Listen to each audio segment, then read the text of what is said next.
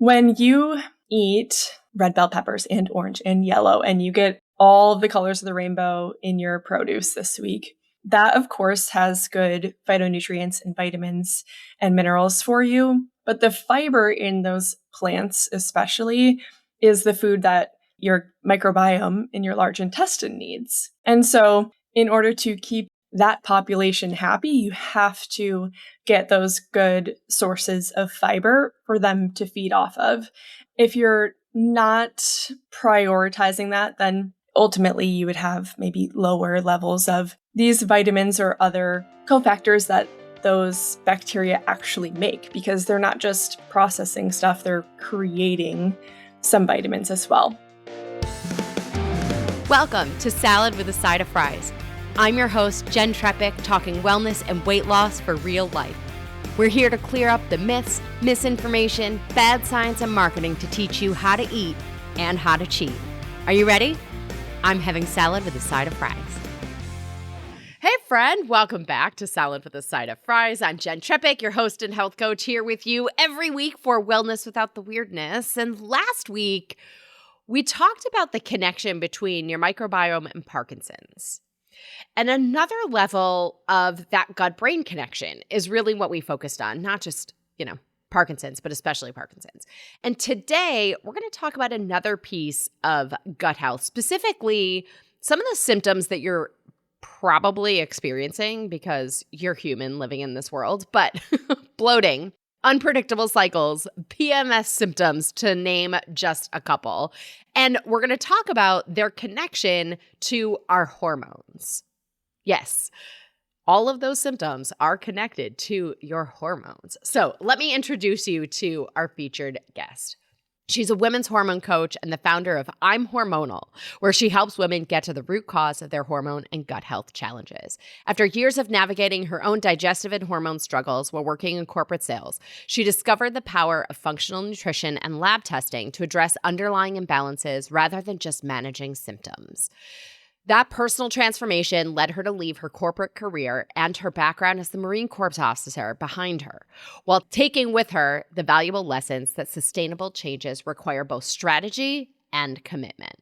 She's a certified nutritional therapy practitioner, restorative health practitioner, and functional hormone specialist with additional training in blood chemistry. She's also the host of the podcast, I'm Hormonal, which offers accessible conversations about women's hormone and gut health. Living near San Diego with her cat, Betty, she's joining us thanks to the magic of technology. I give you all Bridget Walton. Ooh, thank you. It's been a minute since somebody has read things about me to me. But thanks for that welcome. I'm really happy to be here with you. And yes, talking about gut health, talking about hormones, that is my jam. So I'm here to deliver some good tips for you and the gang. Awesome. Love it. And this is an official welcome to Salad with a Side of Fries. And we can fill everybody in. We have 2 episodes over on I'm Hormonal. So when you finish listening today, pop over to I'm Hormonal. Those were from, I want to say it was November. Yeah, go ahead. Yeah, it was right before or right as your book launched, which I think was like October 28th. Yeah, exactly. Wow, so impressed. Yeah, so I want to say these were like early November.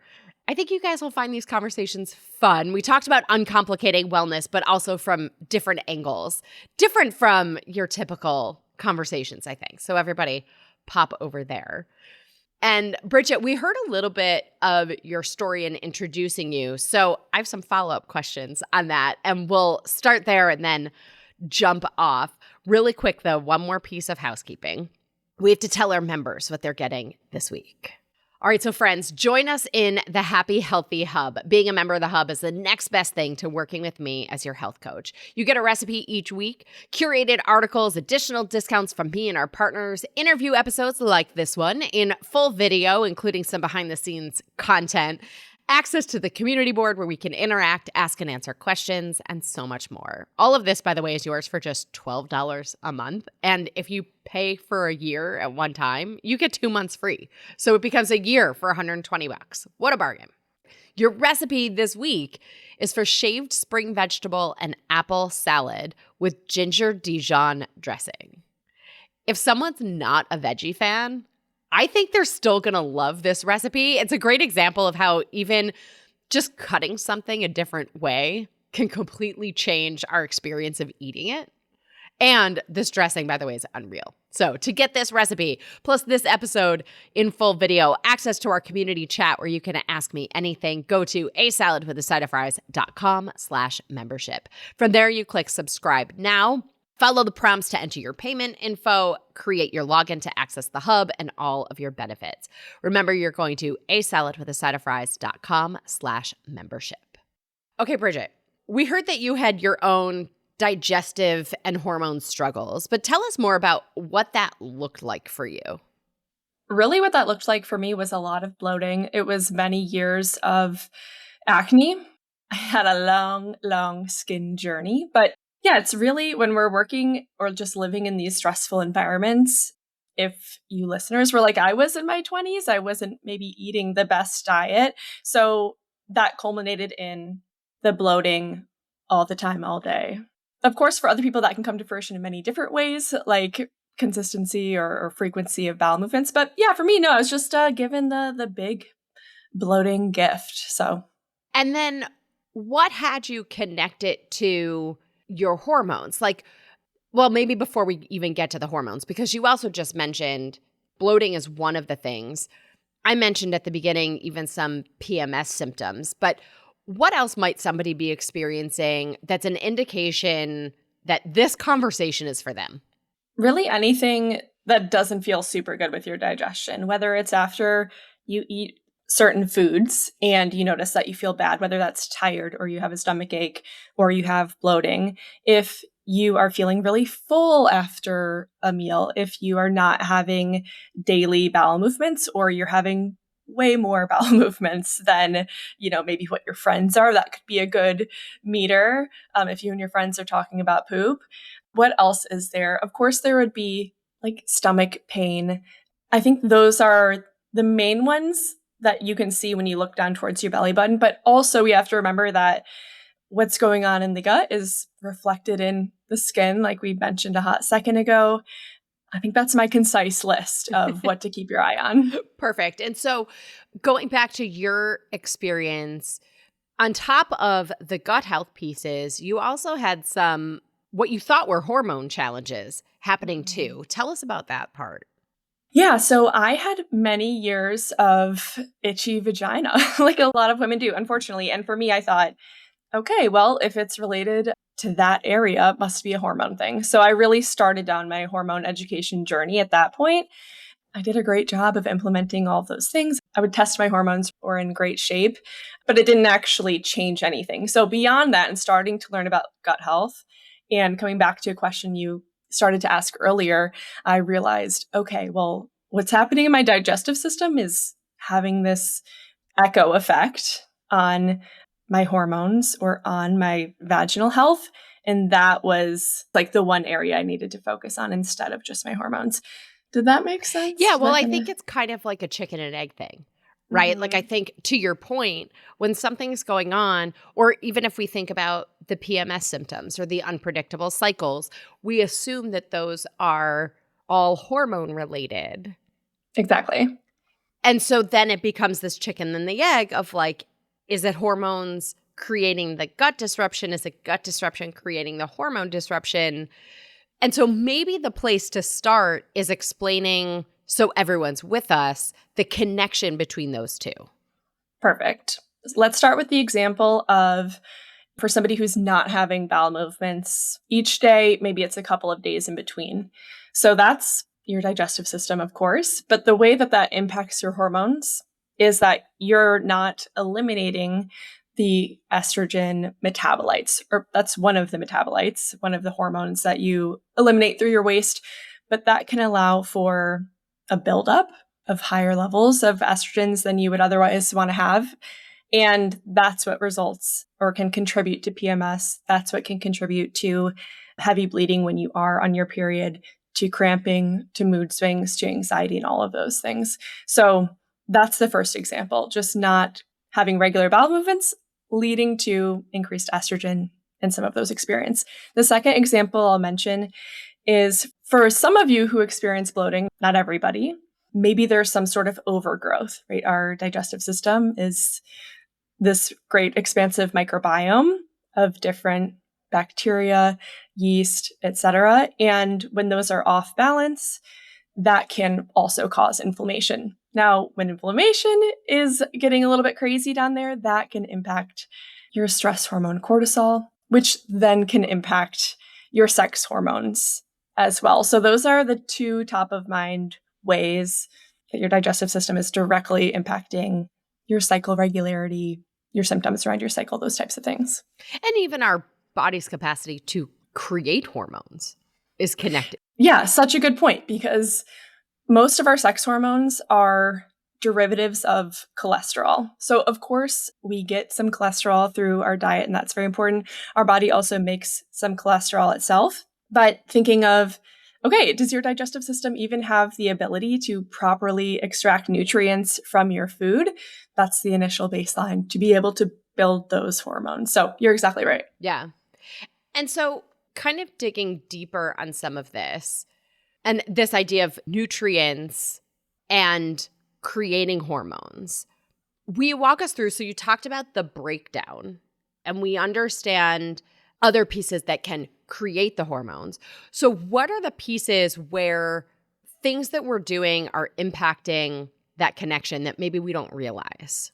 Yeah, that's a good question. I think top of mind would be simply not chewing our food properly or eating really quickly. When you do that, you're not giving your body really the opportunity, you're not sending it the signals to create an adequate amount of stomach acid, which then sets off a chain of events to help properly get all those nutrients out of your food. So that's one thing that, right, gut health is my thing, and I'm certainly guilty of eating a snack while I'm driving from one place to another, something like that. It's inevitable. We're still human, right? We're still living our modern lives for sure. Certainly. But that's one thing that definitely prevents you from getting all of those nutrients out of your food and really disrupts the process. Of course, there's this factor of kind of coming back to inflammation when we eat processed foods, alcohol, sugars, for a lot of people, gluten, right? But otherwise, processed foods that can just inherently cause some inflammation in the digestive system. That's also going to prevent or make it harder for you to get the nutrients out of that food. One thing I like to explain a little bit too, I used to be so confused about inflammation. We're like, this feels like, is this a ghost? Like, we talk about inflammation, how do we see it? But this elusive word. Exactly.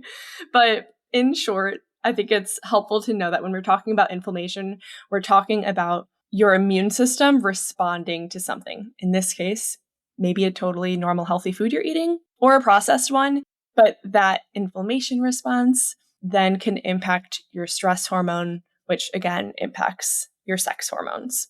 Yeah, so I want to dig more into some of the other things. So you've already mentioned processed foods, minimizing the processed foods, and focusing on chewing our food. I want to dig deeper into some of the things that we need to know that we can all start to do right now. Let's pause here to highlight our partner for this episode.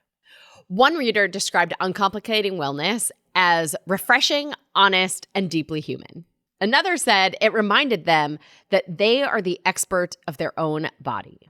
And honestly, I just have to tell you, this has been my favorite part about this book is everybody's reactions and responses after reading. Because somewhere along the way, wellness became about outsourcing our trust to the influencers on the internet, the trends, rigid rules to these one-size-fits-all plans.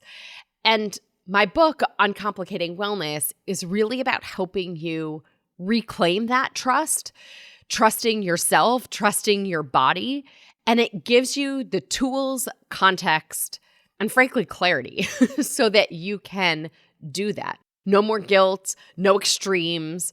We're not pretending that there's one quote unquote right way to be healthy.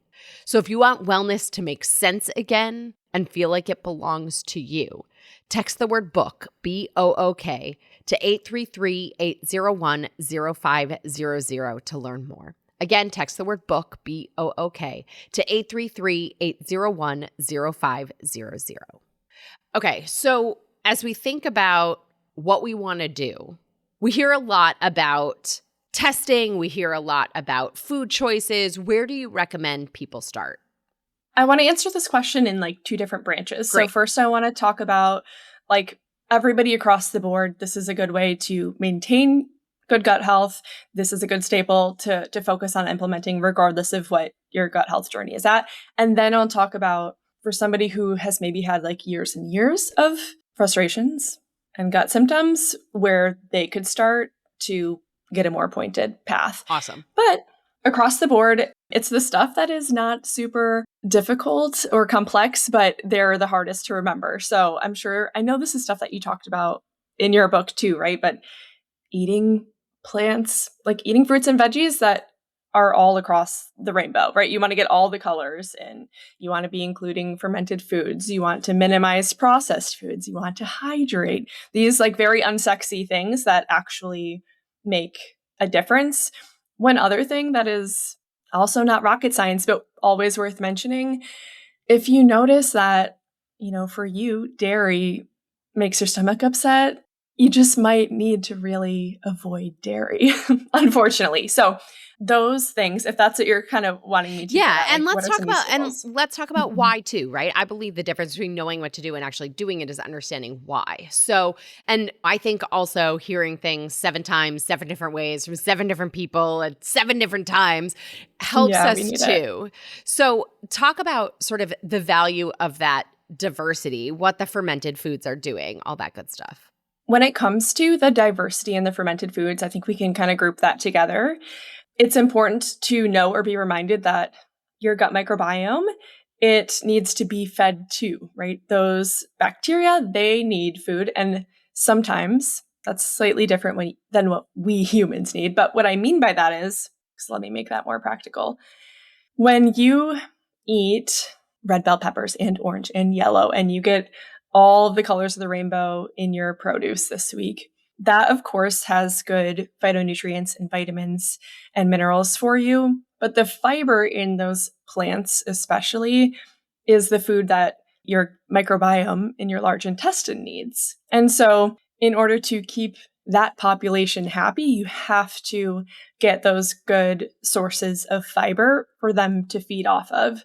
And so if you're not prioritizing that, then it can just ultimately you would have maybe lower levels of these vitamins or other cofactors that those bacteria actually make, because they're not just processing stuff, they're creating some vitamins as well. I'll just pause there. Does that make sense? For sure it does. And the piece that I'm thinking of there too for everybody to connect is the fiber. First of all, the nutrients, the hydration, and the fiber are helping us continue to eliminate, which takes us back to what we were saying before of the challenge with not eliminating enough or often enough. And then we have a buildup of these hormone metabolites that are essentially byproducts that the body needs to eliminate, that it doesn't. And those can build up and then disrupt our hormone signaling and the levels of hormones in our bodies. And so I know you want to talk about this from another angle, so I almost want to remind me. I have more questions. We'll talk about more elimination things, but I don't want to interrupt the the two pieces.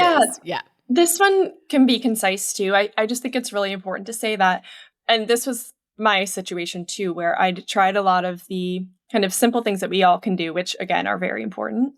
But for me, I had a candid overgrowth and overgrowth of other bacteria. And so it's important to know if that's the case, because then you can go down the path of maybe specific dietary changes and specific supplementation in order to bring your gut microbiome back into balance. So I just like to say that. I know it's like only 1% helpful because it's like, am I that person? Do I need to go do that? I don't know. But for some folks who have been trying all the tips and tricks, going that level deeper to get a personalized plan, a real in-depth look of what's going on the inside, that's what will move the needle for you. So that's just what I wanted to mention there. Yeah, for sure. And so let's talk about that, right? Because sort of combining my questions. On the one piece, I'm always curious to hear what you consider regular elimination. And on the other side of that, what are some of the things, like you mentioned, trying a bunch of stuff, but still not seeing progress? Are there other symptoms or indications that we need to do the testing, or we're having this buildup of metabolites that is giving us reason to go the next step? I'll answer your second question first. And so some of those signs that you might need to go through that testing step, I think is really like, well, part A, how quick do you want to get to your solution? Or are you willing or open to maybe having a little bit longer journey? Sometimes the fastest way to balance is going the slower way, which could be starting with the testing, but getting something personalized.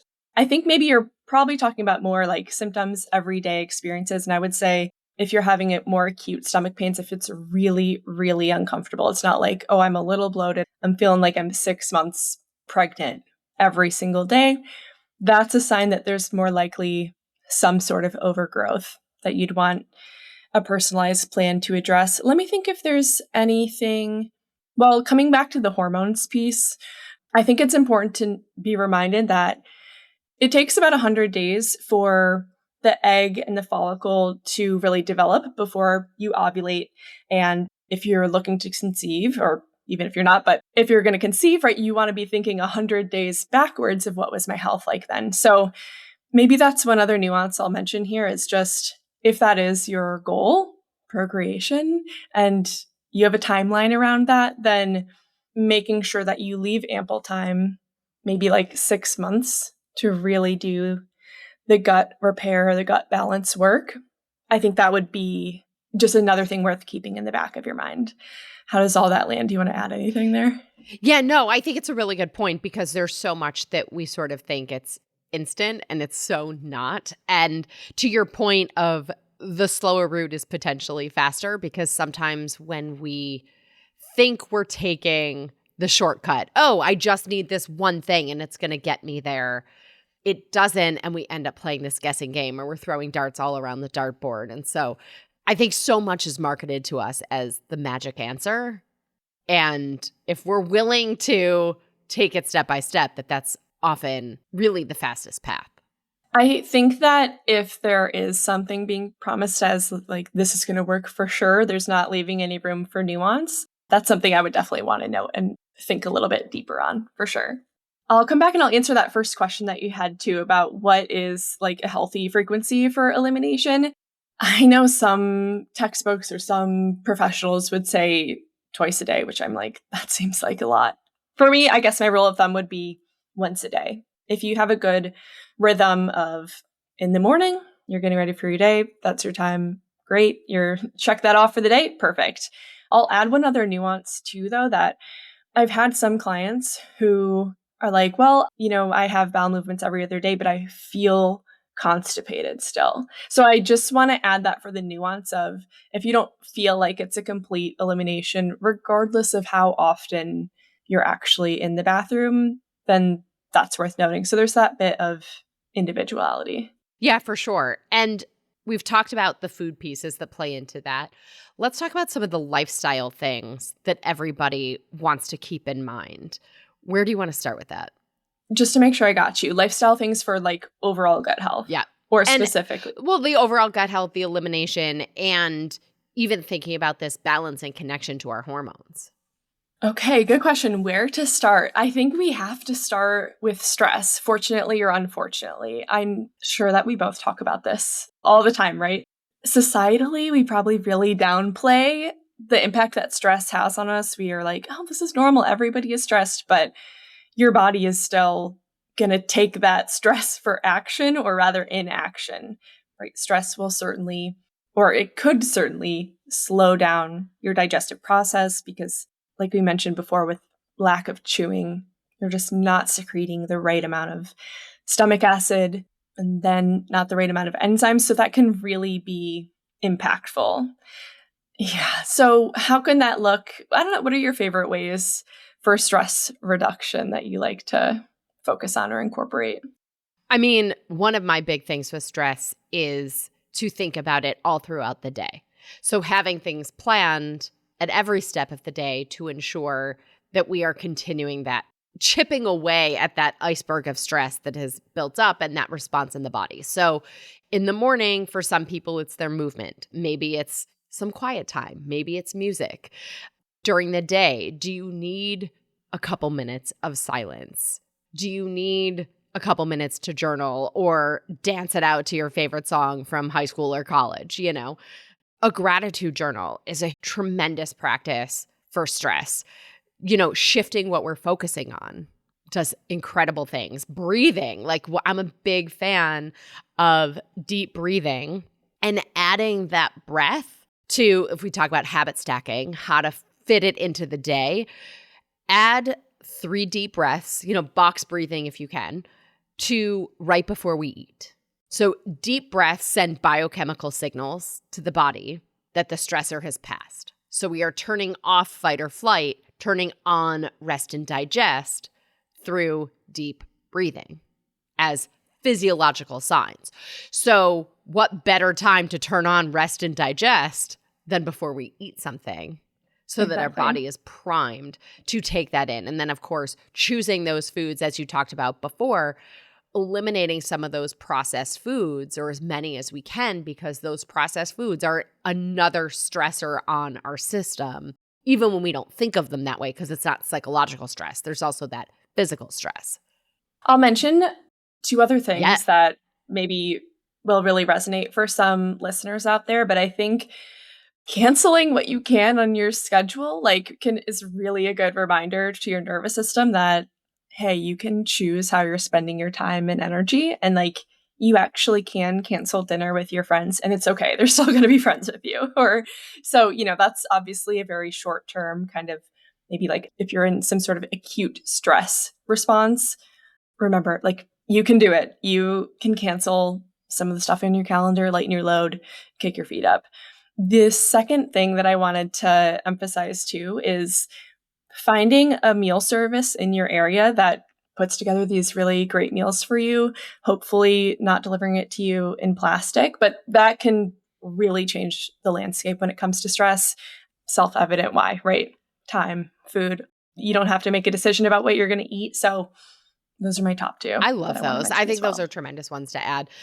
And if you're not sure about a food service, reach out. We've also done some episodes on a few of the food delivery companies. That was even a while ago. And depending on where you live, ask friends. So many people have tried so many and have opinions. Everybody has opinions. I think there are so many good niche ones popping up too. Yeah. I live near the San Diego area, so maybe that's just where I am. But anyway, shout out for all the folks who are putting together tasty, delicious, nutritious meals for us. Absolutely. And you mentioned the challenge of eating on the go. So what are some ways that we can make this doable? Or, we have those moments where maybe we have to eat in the car or whatever it is. What are some of the things we can do to maybe have it not disrupt the gut as much? Unfortunately, there's no real good way to know for sure how much one change or another will really benefit you. But yes, there are a couple that we can implement. Just like you mentioned, taking some breaths beforehand. Hopefully you're not in bumper to bumper traffic. That might not be moving the needle as much, but taking some deep breaths like that. I think that while you're driving too, hopefully that's really a good time for you to get a lot of chews in per bite. I like to add one kind of fun fact on this, because even just the pressure, your teeth, top teeth on bottom teeth, that is one of the signals that starts this information exchange between your brain and your stomach about releasing all these things that help you to digest your food. So don't sleep on chewing. Let me think for a second too.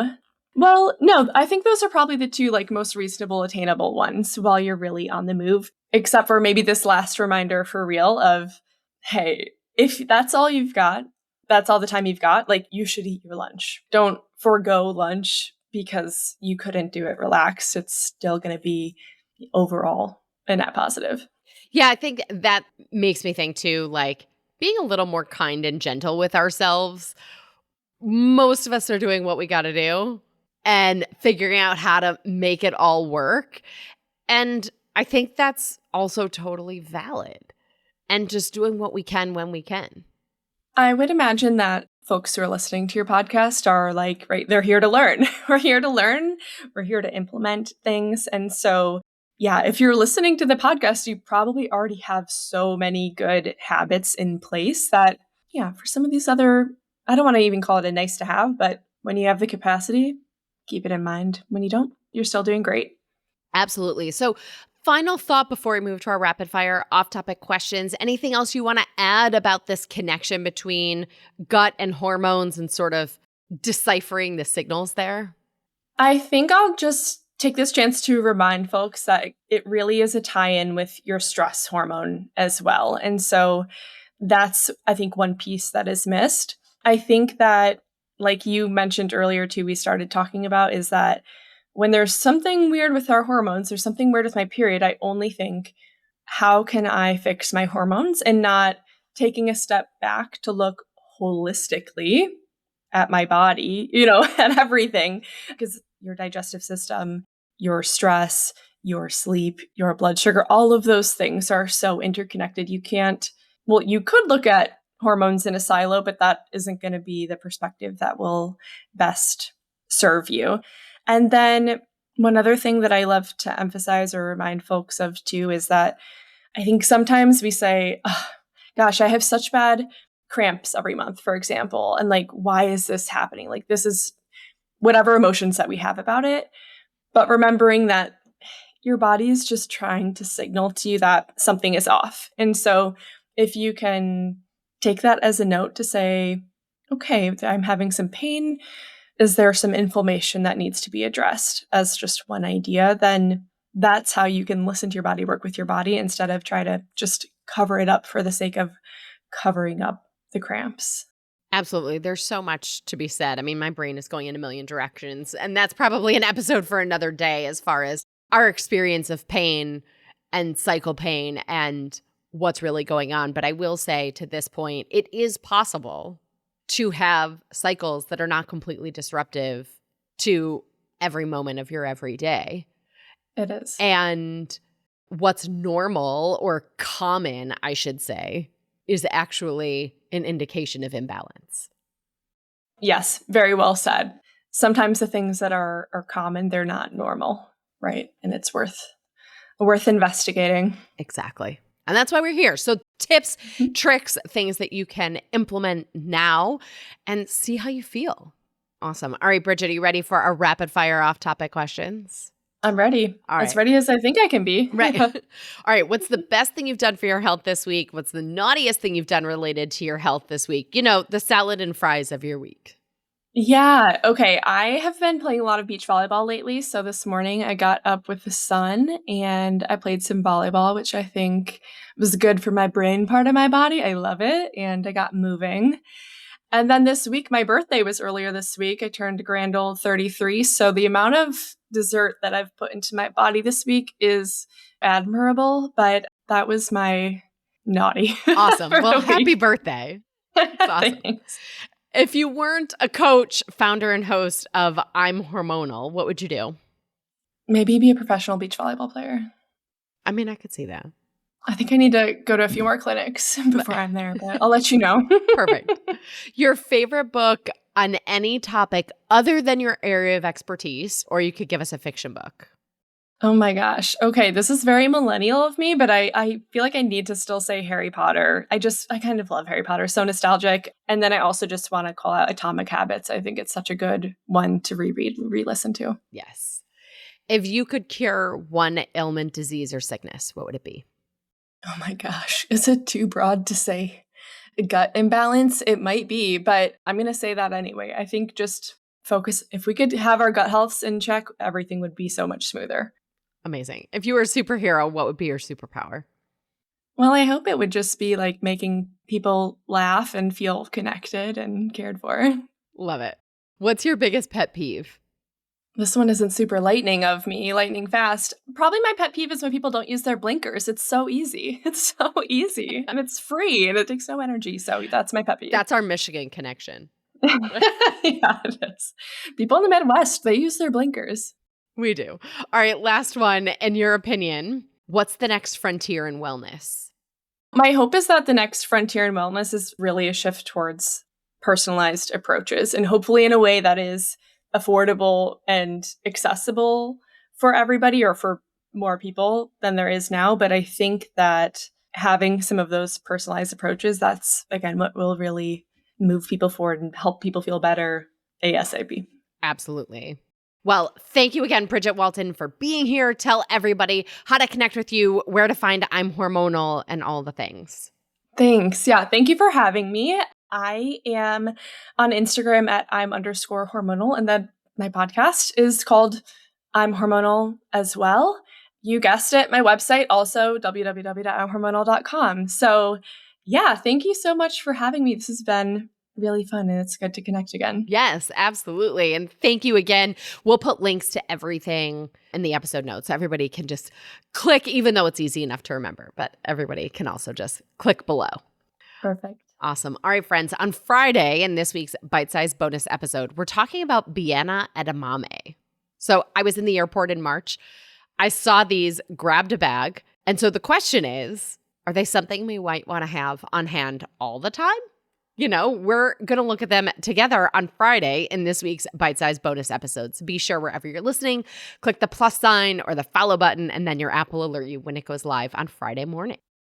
Well, as always, everybody, I'm your host, Jenn Trepeck. Connect with me on all social media. I'm at Jenn Trepeck, JENNTREPECK. Website is asaladwithasideoffries.com. Pick your platform, send a message, because I love hearing from you. It is the highlight of my day when you share your takeaways, your ideas, or your questions. It's also the easiest way to learn more about working with me as your coach.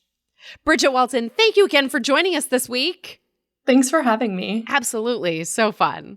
And friends, if you are not already, join us in the Happy Healthy Hub. You'll go to asaladwithasideoffries.com/membership. This shows your support for this podcast, this community, but most importantly, it supports your health. On top of this week's episode in full video with behind-the-scenes content, your 24/7 Ask Me Anything on the community board, you'll get this week's recipe for shaved spring vegetable and apple salad with ginger Dijon dressing.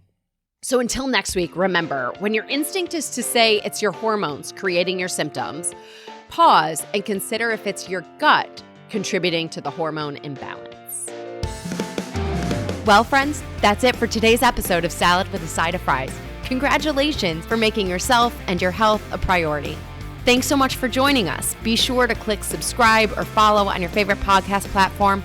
Share us with a friend, and we'll be back next week. Always remember, you deserve it, and you are worth it. Happy healthy.